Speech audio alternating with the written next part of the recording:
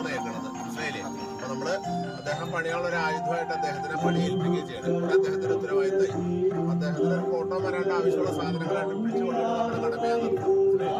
നല്ലോണം പ്രാർത്ഥിക്കാം. ഒരു തടസ്സം കൂടാണ്ട് നമ്മൾ ഉദ്ദേശിക്കുന്ന രീതിയിൽ ശ്രീകോവിൽ കെട്ടിപ്പൊക്കി അതിന്റെ പണി ചേർത്ത് അവിടെ ഭഗവാനെ കൂടിയിരുത്താനായിട്ട് ആ ഭഗവാന്റെ അനുഗ്രഹം വേണം. കേട്ടോ? പ്രാർത്ഥിച്ചിട്ട് പണി ഏൽപ്പിക്കണമെന്ന് ഈ ആയുധം പണിയാനുള്ള ആയുധം കൊണ്ടുപോകണം.